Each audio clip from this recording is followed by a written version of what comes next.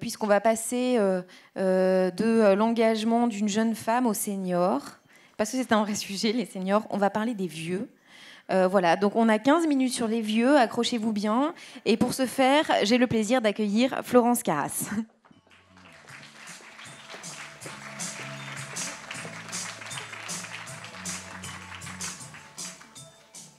Bonsoir.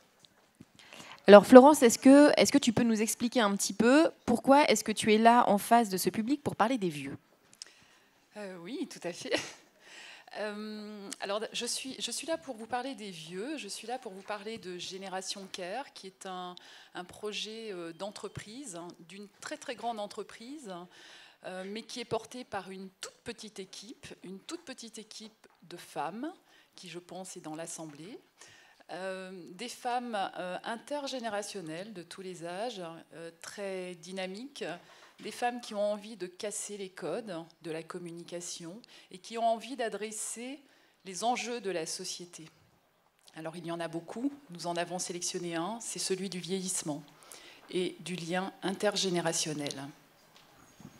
Et du coup, quand on préparait cet entretien, tu me disais, en fait, aujourd'hui, être vieux, c'est un vrai sujet.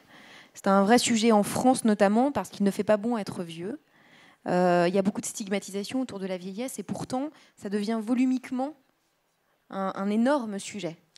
Oui, c'est un tsunami qui est devant nous.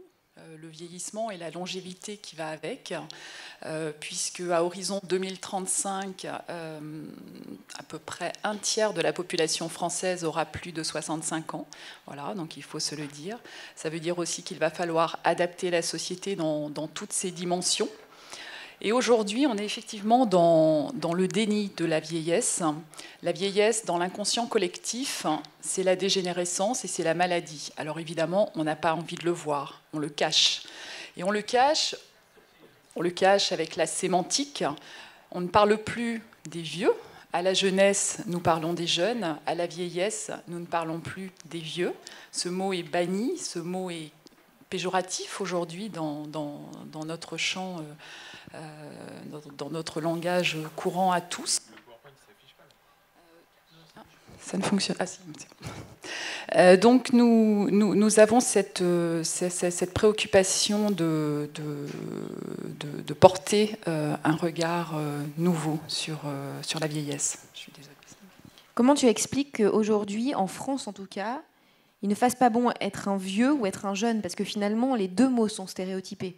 Aujourd'hui, être jeune, ça veut dire être précaire, être délinquant, être con. Enfin, voilà. Si vous tapez le mot jeune dans Google, hein, vous allez voir tous les synonymes qui sont rattachés. Un peu pareil pour vieux d'ailleurs. Comment est-ce que tu expliques que quand on est en France, on a un problème avec les deux extrémités de la vie? Finalement, c'est assez bizarre. Oui, c'est assez étonnant, mais c'est une réalité. Aujourd'hui, les vieux, donc, on les cache, on n'en parle pas, et pourtant ils sont plus nombreux. Et les jeunes, alors, et on essaie de faire croire qu'ils n'ont plus d'utilité sociale, qu'ils n'ont plus d'utilité économique. Parallèlement, nous avons effectivement la jeunesse, donc toute la génération Y dont vous faites partie. Cette génération qui a le sentiment d'hériter d'une société en vrac, et c'est plus qu'un sentiment, c'est une réalité. Donc en vrac économiquement, une société en quête de valeurs, une société qu'il faut réinventer. Comment la réinventer? Et parfois ce clivage qui est nourri également d'une jeunesse qui en veut à ses vieux ou à ses retraités qui partent à la retraite, qui ont bien profité, qui ont aujourd'hui un pouvoir d'achat assez important. Et moi, je pense qu'il est temps de casser ces clivages et de renouer les liens entre ces deux générations, parce que je pense que l'une est l'avenir de l'autre, et c'est extrêmement important à nourrir. Et du coup, concrètement, comment est-ce qu'on peut créer des liens entre cette génération Y dont on parle beaucoup, hein, Happy Happening, ces vieux dont on parle peu parce qu'on n'a pas envie de les voir? Concrètement, on fait quoi? Est-ce qu'on crée des maisons où on met des jeunes étudiants qui vivent chez des vieux? Enfin, moi, dans l'absolu, je t'avoue que ça me fait pas trop rêver. Est-ce que vous avez trouvé avec Génération Care des dispositifs qui fonctionnent et qui tirent le meilleur de l'intergénérationnel et donc le meilleur à la fois de la jeunesse et de la vieillesse? Oui, bien sûr. Alors, il y a de multiples projets qu'on va mettre en avant sur Génération Care. Il y en a un pour lequel nous avons eu un vrai coup de cœur, c'est Mamie Factory, que vous connaissez peut-être, qui a été porté par une jeune femme brillante et pleine d'énergie, qui a rassemblé en fait des mamies entre 70 et 90 ans, qui ont toutes pris le statut d'auto-entrepreneur. Donc je pense que l'administration française a dû être assez surprise de voir des auto-entrepreneurs de cet âge.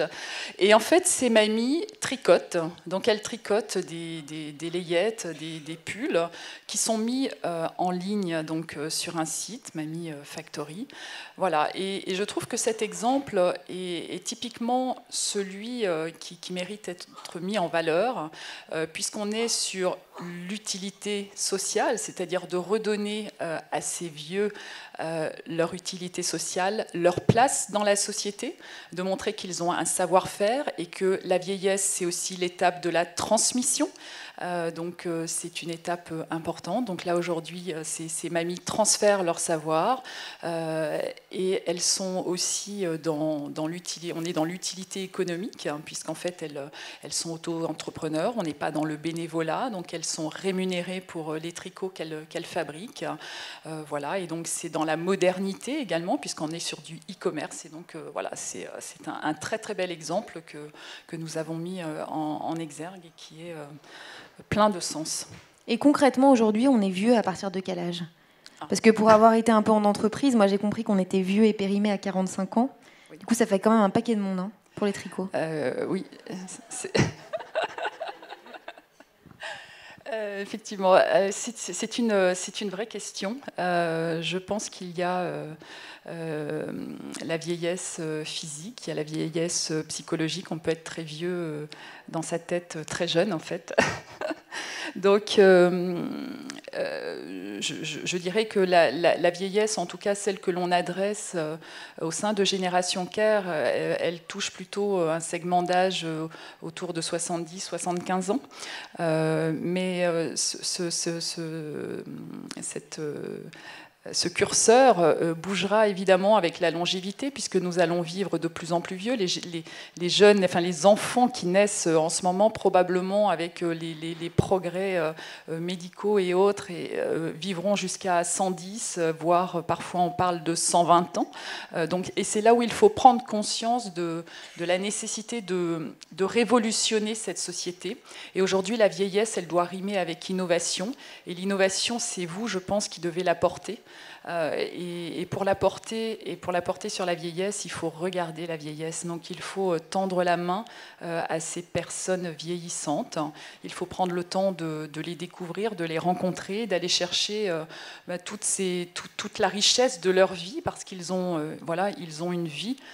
Donc ils ont des histoires à raconter, qui les ont forgées, qui leur ont donné des rides, des belles rides. On les voit de plus en plus et il faut, je pense, oser faire ce pas. Il est énorme, il est dans tous les domaines de la cosmétique. Aujourd'hui en cosmétique, on parle de crème anti-âge. Anti-âge.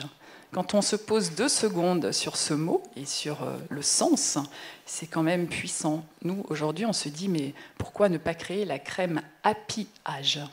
Voilà.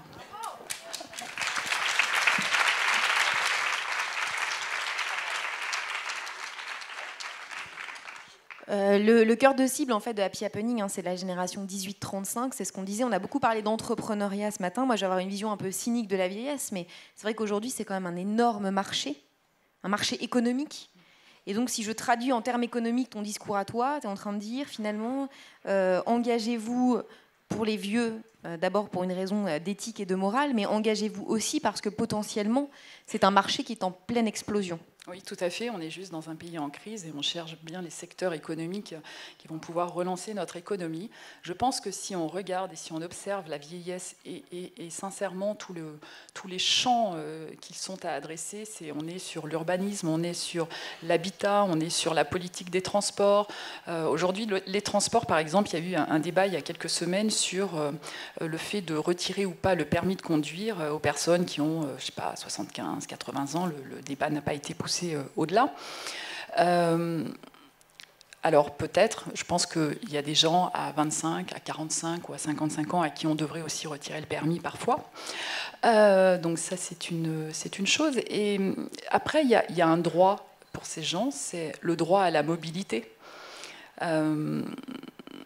Ils ont le droit de se mouvoir et de bouger. Alors oui, peut-être qu'ils ne sont plus suffisamment alertes pour conduire un véhicule.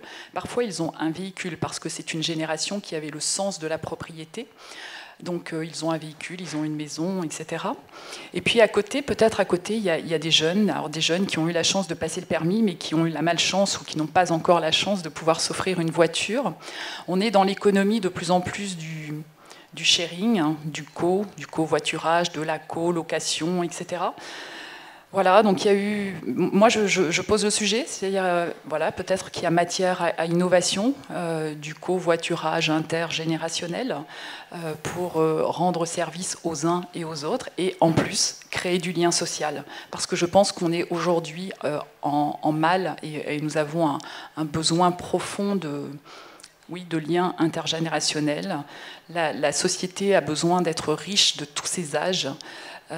Donc ça, on en est absolument convaincu, et c'est pour ça que notre projet s'appelle Génération Care, puisqu'en fait le care est une fantastique valeur que nous ne pouvons pas traduire en français, et qui est la bienveillance et cette posture d'attention à autrui quand il présente une vulnérabilité ou une fragilité.